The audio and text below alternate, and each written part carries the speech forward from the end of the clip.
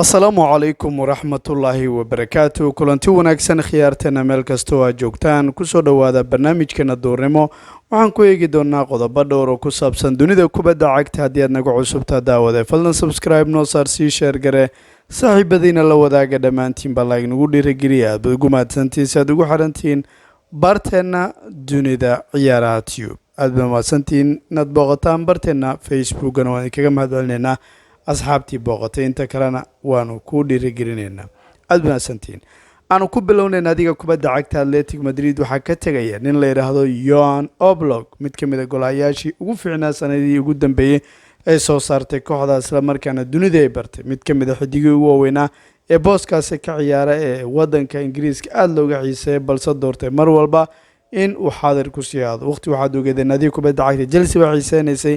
waqti waxay xiiseenaysay kooxda kubadda cagta ee Manchester United waqti Paris Saint-Germain waqti markaasi kooxo kala duwan ayaa lagu sheegay isla markaana lahaa kooxda ayaa rabta kooxda baa doonaysa kooxda baa sidaas ah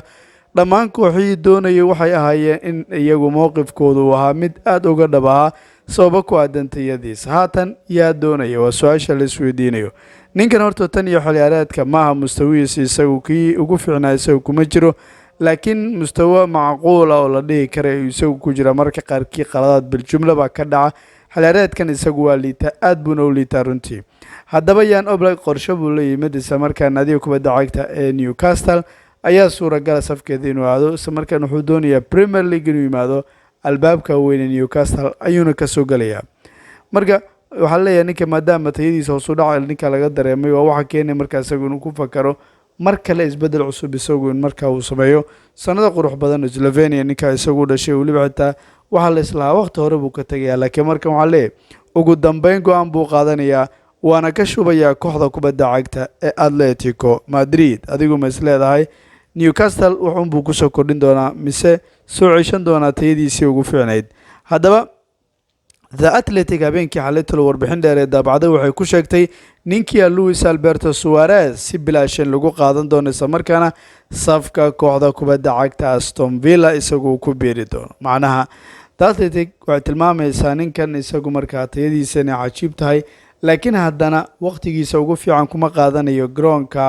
markaa Paris Saint-Germain ay ku ciyaarto isla markaana safkeeda Wanda Metropolitano dabcan garoonkaasi ninka wuxuu ka noqday nin xidiga dooqa labaada keedka iska fadhiya mararka qaarkii aan chance la siin kulan weyn inay ciyaarto ninkan aan markaasi la soo wacaynin ayaad arkaysaa xitaa marka laego aan waxba laga weydiinayn marka laego nadiga kubadda cagta ee Newcastle The Athletic waxay ka hadlaysaa nadiga kubadda cagta Aston Villa iyo waliba Luis Alberto Suarez miyay awoodaba leeyahay nadigan inay ku qanciso wiilkan safkeeda inay keento wiilkan khibradda leh da'da mid ka mid ah xidigii ugu fiicnaa Premier League ka soo ciyaaray naadiga Liverpool mid ka mid ah xidigii ugu fiicnaa kooxda kubadda cagta Barcelona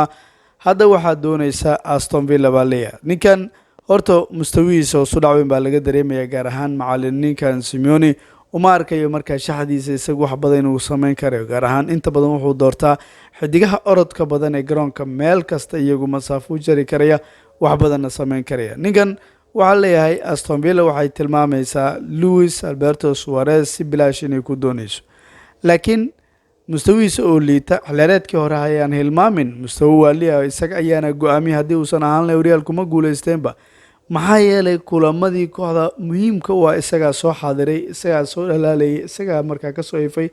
waa waxa keenay markaas in lagu ammaano isla markaan la yiraahdo malaha rajo markaasi qurux badan ayaad la imaanaysaa dabcan waxa keenay markaas aakhirkii inuu Realka u go'aamiyo kula guuleyso uu ilmeeyo Barcelona sidee u ahaanaysa ama u bahdishay markaas inuu ka aarsado waxaasoo dhan buu waxyaabo wanaagsan laakiin maanta marka laga hadlayo isagoo markaasi mustawa wanaagsan aan ku jirin hadda nadiga Aston Villa miyuu caawin doonaa midda koowaad laacibkan laacib khibrad leh marka khibradda lagu leeyahayna ugu yaraan dhowr waa ka helaysaa dhowr gool laakiin horyaalka wadanka Ingiriiska oo aad ogtiin markaas inuu yahay horyaal aad u adag markay timaado sida markaas xidiguhu ay iyagu ugu dhibaatoonayaan markoodii ugu horeysay laakiin ninkan halka buu ka soo ciyaaray da'diisa laakiin awoodda jiraaneed ayaa laga sheekinayaa 100% inay noqon karayso marka laego kooxda kubadda cagta Aston Villa oo iyadoo koox macquul iska laakiin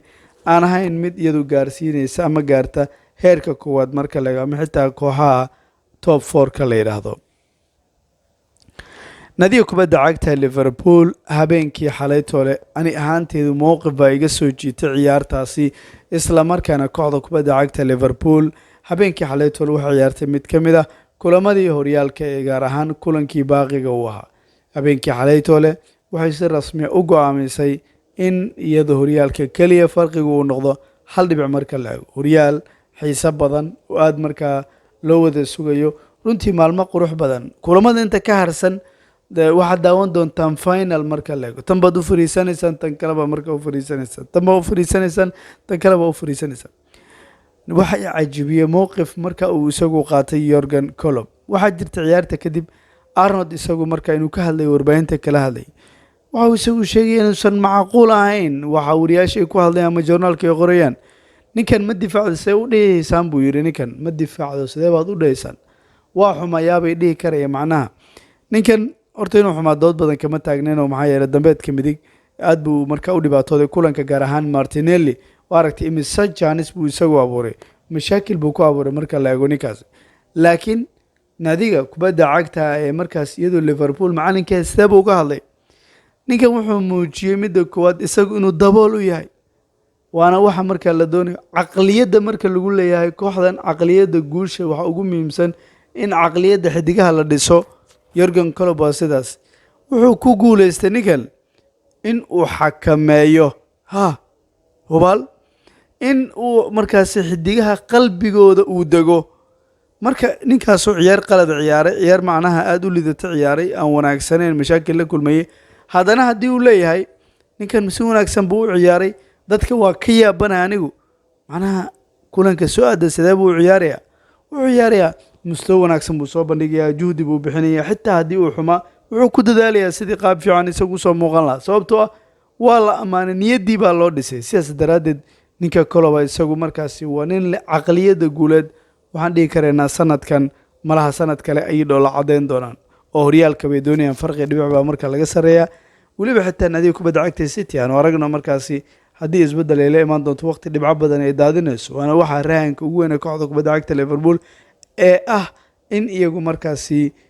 dhibaato markaasi ay la kulmi doonaan kooxda City oo dhibco kale ay lumin doonaan rahankeedu buu noqon doonaa. lafsadoodu waan arki doonaa haddii iyagu ay lumin karaan laakiin labada kooxoodba dhibco way lumin doonaan.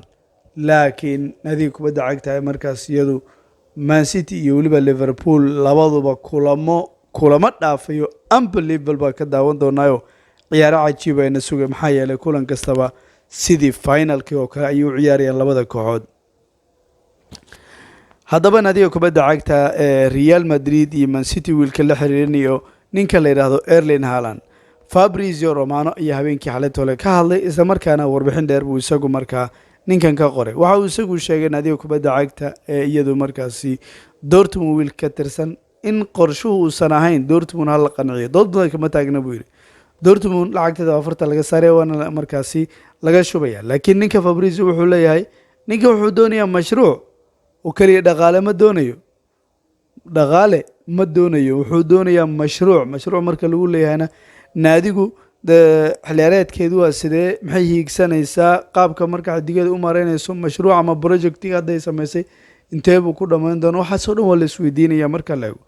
ninkanna marka wuxuu ku fakarayaa baa layidhi in uu ka eego midda koowaad mashruuca midda labaad markaasi naadiga uu ku biirayo macalinka tiimka uu la shaqeynayo iyo weliba xitaa sida markaasi kooxda ay ugu caawin karayso dhanka uu ka fiirin doonaa baa layidhi isla markaana keliya kama fiirin doono garoonka gudihiisa.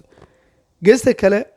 warbixintan oo dhammaystiran barteena Facebook ayaan ku baahinay oo muuqaal dheer oo ayaan ka sameynay heshiiska Haaland iyo weliba sheekada kale ku saabsan. moogtahay naadiga kubadda cagta ee PSG inay danaynayso ninkii ahaa Dembele bay danaynaysaa saas baa la tilmaamaya. Dembele waxa uu aragtaa mid ka mid ah xidigaha markaasi u buuxin doona booskooda mustaqbalka. wiilka Di Maria bay ku bedelayaan baa layidhi maadaama uu ninka markaasi Di Maria da'diisa si kordhayso uu dhibaatoonayo waxaanay doonaysaa markaasi naadiga PSG inay soo qaadato ninka lagu magacaabo Dembele way doonayaan safkooda inay ku xoojiyaan. dabcan wargeyska Sport ee wadankaasi Spain waxa uu ka qoray warbixin dheer marka la eego kulanka caawa ciyaari doonta kooxda kubadda cagta Blaugrana kulan nolol iyo geeri bay ciyaari doontaa kulan waali bay ciyaari doontaa isla markaana unbelievable marka la eego warfiiri waxaa lagu leeyahay 5 qodob bay ka eegaysaa midda koowaad weerarka dabcan waxaa lagu leeyahay 5 shuudoo target ay tuureen kulankii ugu dambeeyay 4 targetna waa sameeyeen sidaas daraadeed rajada laga qabo kooxdan in markaas ay guuleysto isla markaana meel dheer ay gaarto aad bay u sareysaa baa leeyahay kooxda kubadda cagta Bulgurana baan ka hadlaya iyadoo lagu dabaqayo kulamadii ugu dambeeyay xidigaha stand iyo waliba xitaa taabashadooda saxirka iyo dhamaystirkooda markaasi u wanaagsanaanay haddaba wararkii ugu dambeeyay waxay tilmaamayaan naadiga kubadda cagta Barcelona warbixinadii laga qor waxaa ka mid ahaa warbixintan oo lagu sheegay weerar halis inay leeyihiin qodobka labaad waxaa lagu sheegay in ay iyagu awoodaan kubadda build up inay ku sameeyaan taasoo keenta markaasi in iyagu markaa meel dheer kooxda ay gaari karto aadna markaa loo amaanayo garbahooda in horumar ay sameynayaan isla markaana leeyahay malaha kooxdu cajiib bay noqon karaysaa gaar ahaan naadiga kubadda cagta Bulgurana marka ay isku dayeyso markaa in garbaha ay wax ka weerato gaar ahaan karoosada lafsadoodu doorka markaasi Frankie Dion waa Dion ninka marka wuxuu sameynaya waxyaabo waaliya baa leeyahay sidoo kale cadaadiskii waliba xitaa sida kooxda kubadda looga soo celinayo